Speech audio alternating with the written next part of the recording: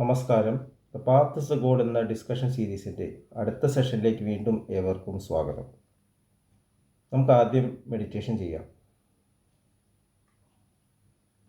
കണ്ണുകളടച്ച് ശാന്തമായിരിക്കും.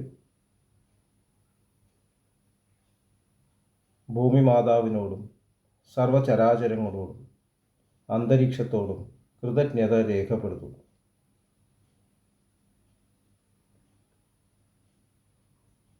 ഭൂമി മാതാവിൽ നിന്നുമുള്ള ഹീലിംഗ് എനർജി കാലുകളിലൂടെ പ്രവേശിച്ച് ശരീരം മുഴുവൻ വ്യാപിക്കുന്നതായി, ശരീരത്തിലെ എല്ലാ ഭാഗങ്ങളെയും എല്ലാ കോശങ്ങളെയും റിലാക്സ് ചെയ്യാൻ സഹായിക്കുന്നതായും അനുഭവിക്കും.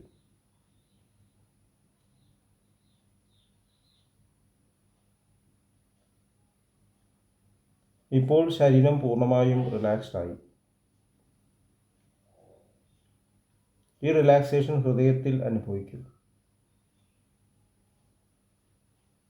ശ്വാസം ദീർഘമായി ഉള്ളിലേക്ക് എടുക്കൂ. ഹൃദയത്തിൽ സ്നേഹം നിറയുന്നതായി അനുഭവിക്കൂ.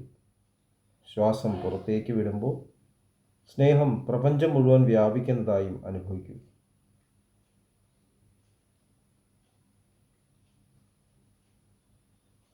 ഹൃദയത്തിൽ കുടികൊള്ളുന്ന സ്നേഹത്തിൻ്റെ സ്രോതസ്സിൽ നിന്നും ഉദ്ഭവിക്കുന്ന ദിവ്യപ്രകാശം മനസ്സിനെ ആകർഷിക്കുന്നതായി അനുഭവിക്കൂ.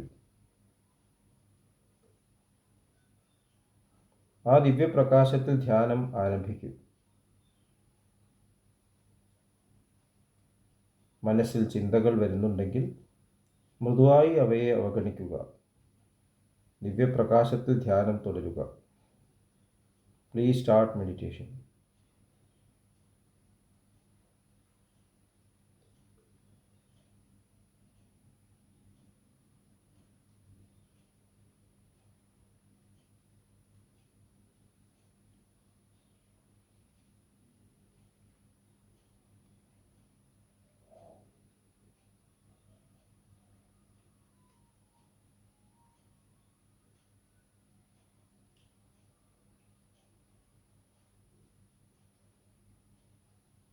ഓക്കെ, കണ്ടീഷൻ ഹൃദയത്തിൽ നിലനിർത്തി പതുക്കെ കണ്ണുകൾ തുറക്കൂ.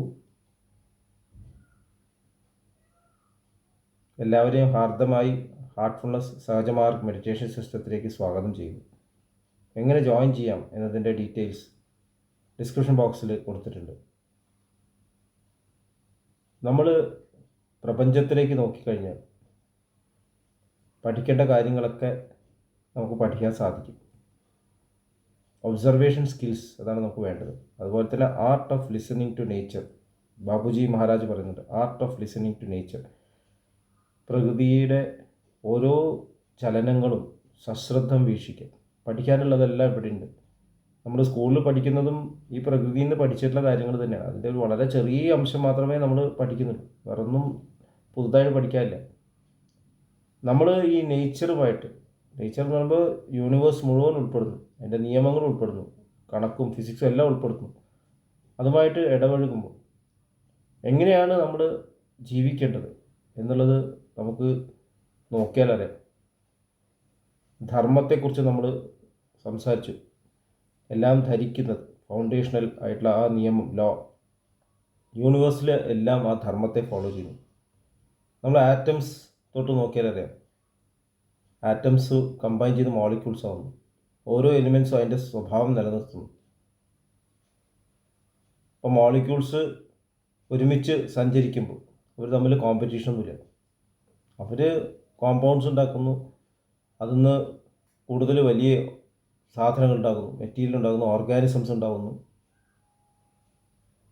അവിടെ കോമ്പറ്റീഷൻസ് ഇല്ല, പരസ്പരം കലഹങ്ങളൊന്നുമില്ല. ഒരു ഇലക്ട്രോൺ ഒരു ആറ്റത്തിന് വേറൊരു ആറ്റത്തുമായി ഷെയർ ചെയ്യാൻ ഒരു ബുദ്ധിമുട്ടുമില്ല. വേറൊരു ആറ്റം അവിടെ തല്ലുപിടിക്കുന്നൊന്നുമില്ല. നമ്മൾ ക്രമേണ എവല്യൂഷനിൽ മുകളിലേക്ക് നോക്കിക്കഴിഞ്ഞാൽ ഈ അടുത്ത് പക്ഷികളെ കുറിച്ചിട്ട് ഒരു വീഡിയോ കാണണ്ടേ, നമുക്ക് കാണാൻ സാധിക്കും. ചില പക്ഷികൾ കൂട്ടമായിട്ട് ആയിരക്കണക്കിന് പക്ഷികൾ ഒരുമിച്ച് ഇങ്ങനെ സഞ്ചരിക്കുന്നതാണ്. ഇങ്ങനെ ഒന്നിച്ചിട്ട് സഞ്ചരിക്കുന്നു, ഒന്നിച്ചിട്ട് പെട്ടെന്ന് ഡിസപ്പിയർ ചെയ്യും. അവർ തമ്മിലൊന്നും കൂട്ടിമുട്ടുന്നില്ല. എങ്ങനെയാണ് അവർ ഇങ്ങനെ പറക്കുന്നത്, കൂട്ടിമുട്ടാതെ എങ്ങനെ പറക്കുന്നത്? നമ്മൾ തിരക്കിൻ്റെ ഇടയിൽ മനുഷ്യർ നടക്കുകയാണെങ്കിൽ എപ്പോഴും കൂട്ടിമുട്ടും. നമ്മൾ തള്ളി മാറ്റിയിട്ട് ഇടയിൽ കൂടെ പോകാൻ നോക്കുന്നു. അവിടെ അത് കാണില്ല. അവർ വളരെ ഹാർമോണിയസ് ആയിട്ട് ഇങ്ങനെ മൂവ് ചെയ്തുകൊണ്ടിരിക്കുന്നു. എങ്ങനെയാണ് ഈ ഹാർമോണി ഉണ്ടാകുന്നത്? അപ്പോൾ ആദ്യം വിചാരിച്ചിരുന്നത് ഒരു തിങ്കിങ് പാറ്റേൺ ആണത്, തോട്ട് ഫ്ലോ, ചിന്ത കൊണ്ട് കണക്ട് ചെയ്യുന്നത്. പക്ഷെ അത്രത്തോളം ചിന്ത ഡെവലപ്പ് ചെയ്തിട്ടുണ്ട് പക്ഷികൾ. വളരെ സിമ്പിളായിട്ടുള്ള ഒരു എക്സ്പ്ലനേഷനാണ് അതിൽ കേട്ടിട്ടുള്ളത്. അതായത് പക്ഷികൾ തൊട്ട് അടുത്തിരിക്കുന്ന നെയ്ബേഴ്സിനെ കുറിച്ച് മാത്രമേ ചിന്തിക്കുന്നുള്ളൂ. ഞാൻ ശരിക്കും പറക്കുന്നുണ്ടോ, തൊട്ടടുത്ത നെയ്ബേഴ്സായിട്ട് ഞാൻ മുട്ടാതെ അവരുമായിട്ട് നല്ല സമ്പർക്കത്തിൽ മുന്നോട്ട് പോകുന്നു. ഇത്രേ ചെയ്യുന്നുള്ളൂ. അപ്പോൾ ഇത്ര ചെയ്ത് കഴിഞ്ഞാൽ ഹാർമണി വന്നു കഴിഞ്ഞു. എന്തൊരു വലിയ പാഠമാണ്.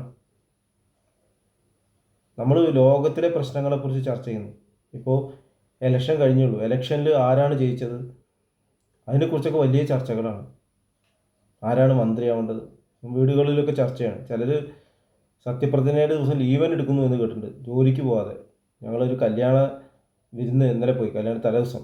അപ്പോൾ അവിടെ പറയുന്നത് നാളെ ഞങ്ങൾക്ക് വരാൻ പറ്റില്ല, നാളെ സത്യപ്രതിജ്ഞയാണ്. അപ്പോൾ നമുക്ക് അങ്ങനെയുള്ള കാര്യങ്ങളിലൊക്കെ താല്പര്യം. നേരെ മറിച്ചിട്ട് ഒരു വിവാഹം, നമ്മുടെ വീട്ടിലെ തൊട്ടടുത്ത ഒരാളുടെ കല്യാണമാണ്, ആ കുട്ടിക്ക് നല്ലൊരു ജീവിതം വരണം, അവരെ അനുഗ്രഹിക്കാനും സന്തോഷത്തോടെ അതിൽ പങ്കിടുക, അതല്ലേ നമ്മുടെ ധർമ്മം. എനിക്ക് തോന്നിപ്പോയി.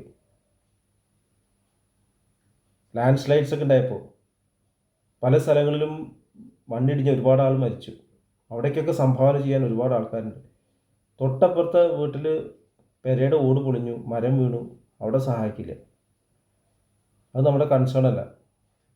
കാരണം അവിടെ നമുക്ക് ഫീഡ്ബാക്ക് കിട്ടും. നമ്മളത് ചെയ്യുമ്പോൾ നമ്മൾ ഇൻട്രാക്ട് ഒരു പ്രാവശ്യം ചെയ്താൽ മതി, പിന്നെയും നമ്മളുമായിട്ട് ഇടപഴകേണ്ടിയിരിക്കും. അതുകൊണ്ട് നമുക്കതിൽ താല്പര്യം. മറ്റേതങ്ങനല്ല, ഒരു പ്രാവശ്യം ഒരു ഫണ്ട് ഇട്ട് കഴിഞ്ഞാൽ നമ്മളൊരു പിന്നെ അതിനെപ്പറ്റി ആലോചിക്കണം, ആരെങ്കിലുമൊക്കെ ചിലവാക്കിക്കോളും. ഇവിടെ ആകുമ്പോൾ നമ്മൾ ഇൻട്രാക്ട് ചെയ്യേണ്ടി വരും, ബുദ്ധിമുട്ടാണ്. വീട്ടിലെ പ്രശ്നങ്ങൾ, അമ്മയ്ക്ക് വയ്യ അല്ലെങ്കിൽ അച്ഛന് വയ്യ, അവരെ ശുശ്രൂഷിക്കുന്നതിന് പകരം വേറെ എവിടെയും പോയിട്ട് സോഷ്യൽ സർവീസ് നടത്തുന്നു. അപ്പോൾ ഈ പക്ഷികൾക്ക് ഉണ്ടായിട്ടുള്ള ഇൻ്റലിജൻസ് നമ്മൾ വിസ്മരിച്ചു. മൃഗങ്ങളുടെ തലത്തിലേക്ക് എത്തുമ്പോൾ തന്നെ ഈ ഒരു കാര്യം കാണാം. നമ്മൾ നമ്മുടെ ജീവിതം നോക്കുന്നതിനേക്കാളും കൂടുതൽ മറ്റുള്ളവരുടെ ജീവിതത്തിലേക്ക് ഇടപെടുന്നു, ഇൻ്റർഫിയർ ചെയ്യുന്നു. അതുമാത്രമല്ല ആധിപത്യം സ്ഥാപിക്കാൻ തുടങ്ങുന്നു. എനിക്ക് എൻ്റെ സ്ഥലം പോരാ, അപ്പുറത്തും കൂടി വേണം, തല്ലു പിടിക്കുക. ഇപ്പോൾ മൃഗങ്ങളിലൊക്കെ കാണാം, ഒരു ഗ്രൂപ്പിൻ്റെ അതിൻ്റെ നേതാവാൻ വേണ്ടിയിട്ട് തല്ലു പിടിക്കുക. അപ്പോൾ ഈഗോൻ്റെ വളർച്ച കാണുന്നു. മനുഷ്യരെത്തുമ്പോൾ അതിൻ്റെ മാക്സിമത്തിലെത്തി തുടങ്ങി. നമുക്ക് ആധിപത്യം വേണം. വീട്ടിൽ നമ്മൾ നല്ലൊരു ബിഹേവ് ചെയ്താൽ ആരും നമ്മളെ ശ്രദ്ധിക്കില്ല, അതിന് പ്രൈസൊന്നുമില്ല. അതുകൊണ്ട് അത് വേണ്ട. അപ്പം അച്ഛനോ അമ്മയോ പറയണം നീ ചെയ്യുന്നത് വളരെ നല്ല കാര്യമാണ്, പോരാ, നമുക്ക് നാട്ടുകാർ പറയണം. അവരെ കൊണ്ട് നമ്മൾ കേൾപ്പി. എന്നിട്ട് പുറത്തിറങ്ങിയിട്ട് നമ്മൾ പ്രവർത്തിക്കുന്നു. ഒരു വീട്ടിൽ നമ്മൾ വിജയിക്കുകയാണെങ്കിൽ അച്ഛൻ്റെയും അമ്മയുടെയും ഭാര്യയുടെയും കുട്ടികളുടെയും മുമ്പിൽ നമ്മൾ വിജയിക്കാൻ, സ്നേഹസമ്പന്നനായിട്ടുള്ള ഒരു വ്യക്തിയായിട്ട് നമ്മൾ വിജയിക്കുകയാണെങ്കിൽ കഴിഞ്ഞു. അത്രയേ ആവശ്യമുള്ളൂ. ശരിക്കും നെയ്ബർഹുഡിൽ നല്ലോണം പെരുമാറുക. അപ്പുറത്ത് ആർക്കെങ്കിലും വിഷമമുണ്ടെങ്കിൽ അതിൽ പറ്റുന്നത്ര നമ്മൾ ഹെൽപ്പ് ചെയ്യുക. ചുറ്റുവട്ടം പൊല്യൂഷൻ ഇല്ലാണ്ട് നോക്കുക, ചെടികൾ നടുക, അടുത്ത് ഉള്ള രോഗികളെ ചികിത്സിക്കുക. ഇപ്പോൾ ഡോക്ടേഴ്സ് ആണെങ്കിൽ അവരവരുടെ സ്ഥലങ്ങളിൽ ക്ലിനിക്സ് എസ്റ്റാബ്ലിഷ് ചെയ്തിട്ട് അവിടെ പ്രാക്ടീസ് ചെയ്യാം. അവിടേക്ക് നടന്നു വരാനോ അല്ലെങ്കിൽ വണ്ടിയിൽ എത്തിയിട്ട് ഫോളോ അപ്പ് ചെയ്യാൻ പറ്റുന്ന ആൾക്കാരെ ട്രീറ്റ് ചെയ്യുക. അപ്പോൾ ദൂരെ 100-200 കിലോമീറ്റർ യാത്ര ചെയ്ത് ട്രീറ്റ്മെൻറ്റ് എടുക്കുന്ന ആൾക്കാരുണ്ട്. പിന്നെ അവിടെ ഫോളോ അപ്പിന് പോകാൻ പറ്റുന്നില്ല. അതൊരു എളുപ്പ വഴിയാണ്. ആ ഡോക്ടേഴ്സും ആ ഹോസ്പിറ്റലും സുഖമാണ്. അങ്ങനെ ഫോളോ അപ്പ് ആവശ്യമില്ല, അത് എവിടെയെങ്കിലും പൊക്കോളും. അവർക്ക് എന്തെങ്കിലും കോംപ്ലിക്കേഷൻ വന്നാൽ നമ്മൾക്ക് അതിൽ പ്രശ്നം, നിങ്ങൾ ഫോളോ അപ്പിന് ഒന്നുമില്ല, അതുകൊണ്ട് നിങ്ങളുടെ തെറ്റ്. നേരെ ഒരു തൊട്ടടുത്തൊരാളാണ് ഇതൊരു ബുദ്ധിമുട്ടാണ്. കാരണം നമ്മളവരുടെ ജീവിതം എന്നും കാണുന്നു. പക്ഷെ അതല്ലേ ശരിക്കും വേണ്ടത്.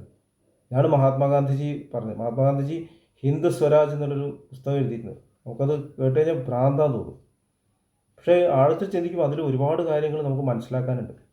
നമുക്ക് നടന്നെത്താൻ പറ്റുന്ന ദൂരത്തിലാണ് നമ്മുടെ സർവീസ് നടത്തേണ്ടത്. അതുകൊണ്ടാണ് അദ്ദേഹം റെയിൽവേസ് അത്ര നല്ലതല്ല എന്ന് പറഞ്ഞത്. യാത്ര ഇപ്പോൾ നമുക്കറിയാം 6 അടി പാതകളും യാത്രയാണ്, എല്ലാവരും അങ്ങോട്ടും യാത്രയാണ്. തൊട്ടടുത്ത മരങ്ങളൊക്കെ മുറിച്ചിട്ടാണ് ഈ യാത്ര ചെയ്യുന്നത്. ചൂടാകുമ്പോൾ നമുക്ക് ടെൻഷനാണ്. നമ്മൾ അടുത്തുള്ള സ്ഥലങ്ങളിൽ ശ്രദ്ധിക്കാതെ ഈ റോഡിൻ്റെ ഇപ്പുറത്തിരിക്കുന്ന ആൾക്ക് അപ്പുറത്തേക്ക് പോകാൻ പറ്റുന്നില്ല.